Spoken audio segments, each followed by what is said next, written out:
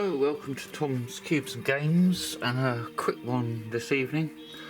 Just want to make some observations about charging. It's good to check your consoles once a month or so to make sure they're not going completely flat.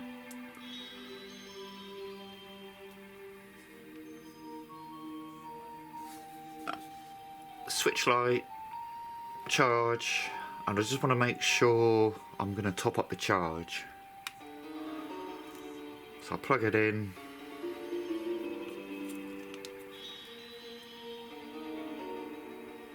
and it switches on. So now I've got to wait for it to start. I've got to shut it down now if I don't want it to be left on.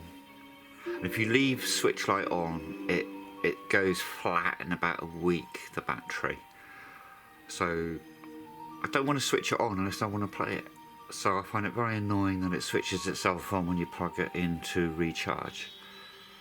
Then when it's off, now there's no way of knowing whether or not it's charging or charged, other than if you have an external monitor like I do in this case on my charge block. So for battery charging convenience, that's 0 out of 10 from Nintendo with their switch light. They could have just put an LED in there.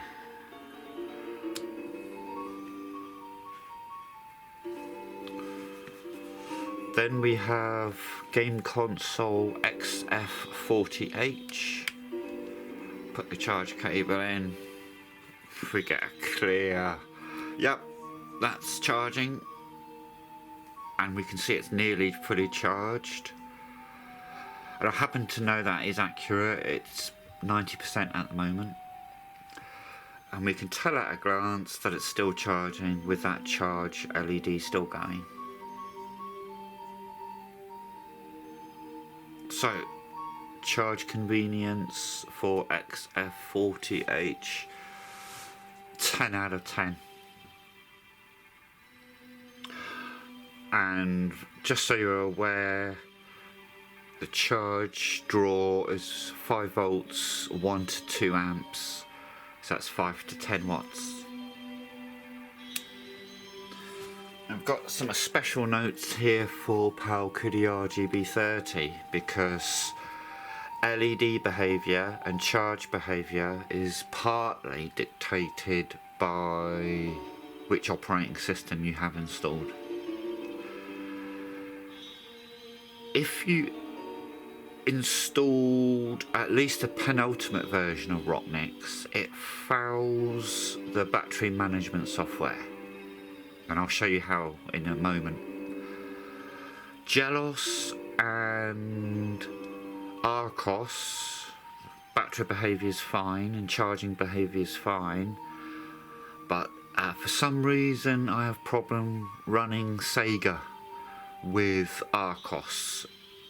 So if you want problem free, just stick to Gelos. Get a momentary flash of green and then it's red to show it's charging.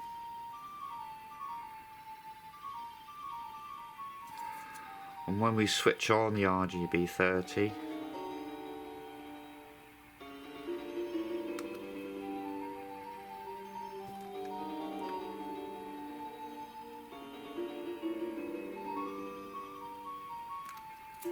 we get a green LED.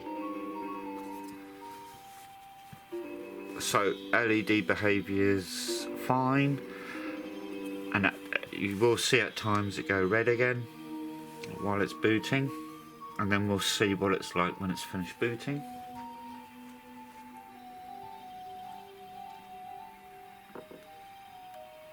I'll plug the XF40H into a different cable.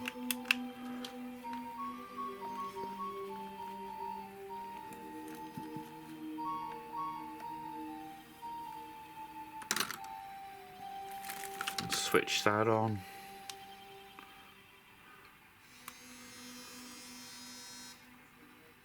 So now we have a blue LED simultaneous with the red. RGB 30 still on the red during the boot process.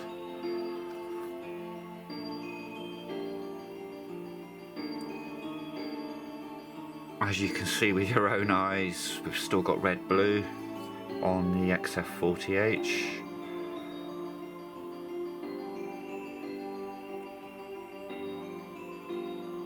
So on the RGB 30 that stays red to show it's still in charge. And from previous, I can't obviously show this in real time now, but when that hits 100 that will go green.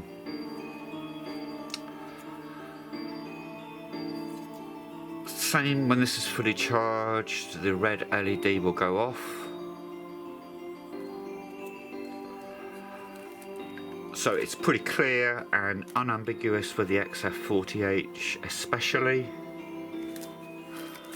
With Talkity RGB 30, once you're used to it, it's unambiguous.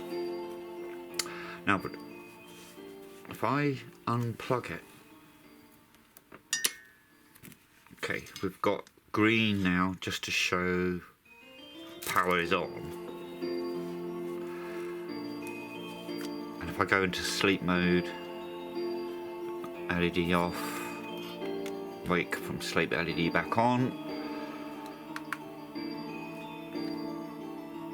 But if you installed at least a penultimate version of Rocknix, look what happens when you shut down. Now that was a call for shutdown. This doesn't happen with Gelos or Arcos, but if you install Rocknix, it will continue to happen even if you go back to Gelos or Arcos. So my suggestion is, if you don't want this problem, just stay away from Rocknix unless it's fixed. I can't guarantee you'll have problems with Sega, with Arcos like I do, I don't know. The only thing I've never had a problem with is with Gelos. And I'm going to do a much more detailed look at Gelos on the RGB 30 in future. So you see it just reboots. Now, a temporary workaround for that is to have it plugged in to the charger when you choose shutdown. Now, as you see, this behaviour continues if you've ever had Rocknix, even if you no longer have Rocknix. So yeah, I don't know what's going on there. So now it's plugged in on charge and I choose shutdown. You'll see it successfully actually shuts down and just goes on to charge. And I can unplug it and it won't start all by itself. So that's how you have to shut. Wait a minute.